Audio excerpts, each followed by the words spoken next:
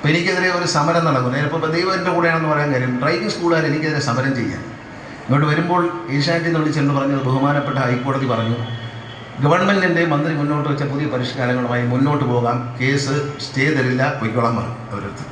Driving സംവിധാനങ്ങൾ പുരോഗതിയിലേക്ക് മാറ്റരുത്, പഴയ പോലെ പറ്റിച്ച് മുന്നോട്ട് പോകാൻ ശ്രമിക്കാൻ അനുവദിക്കാൻ പറ്റില്ലെന്നാണ് ബഹുമാനപ്പെട്ട ഹൈക്കോടതി.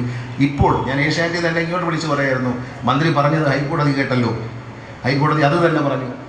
സത്യത്തിനെ വരെയുള്ളൂ, നന്മയ്ക്ക് വരെയുള്ളൂ. ഈ ആക്സിഡൻറ്റ് കുറയ്ക്കാനൊക്കെ ഞാൻ ആഗ്രഹിക്കുന്ന വേറൊന്നും കൊണ്ടല്ല. നമ്മുടെ ഒരു കുഞ്ഞ് 18 വയസ്സ് വരെ നമ്മൾ വളർത്തിക്കൊണ്ടുവന്ന് അല്ലെങ്കിൽ 20 വയസ്സ് വരെ വളർത്തിക്കൊണ്ടുവന്ന ഒരു കുഞ്ഞൊരു ആക്സിഡൻറ്റിൽ മരിച്ചാൽ അതിൻ്റെ അച്ഛനും അമ്മയും എങ്ങനെ സഹിക്കും? ഒരു വീടിൻ്റെ നാഥനായ ഒരാൾ മരിച്ചാൽ, അപകടത്തിൽ മരിച്ചാൽ, ആ കുടുംബത്തിലെ ഭാര്യയും 2 പറക്കം പറ്റാത്ത കുഞ്ഞുങ്ങളും എന്ത് ചെയ്യുമെന്ന് നമ്മൾ ചിന്തിച്ചിട്ടുണ്ടോ? അതുകൊണ്ട് ഇങ്ങനെയുള്ള കാര്യങ്ങളിൽ NSSലാണെങ്കിലും എവിടെയാണെങ്കിലും ശരി, നമ്മൾ മനുഷ്യത്വത്തോടെ കരുണയോടെ നമ്മൾ മുന്നോട്ട് പോകണം. ആ കാരുണ്യം പ്രകടിപ്പിക്കുന്ന മറ്റുള്ളവരെ നമ്മൾ കണ്ടനുകരിക്കാൻ ശ്രമിക്കണമെന്ന് മാത്രമേ ഈ ദിവസം എനിക്ക് ഓർമ്മിപ്പിക്കാനുള്ളൂ.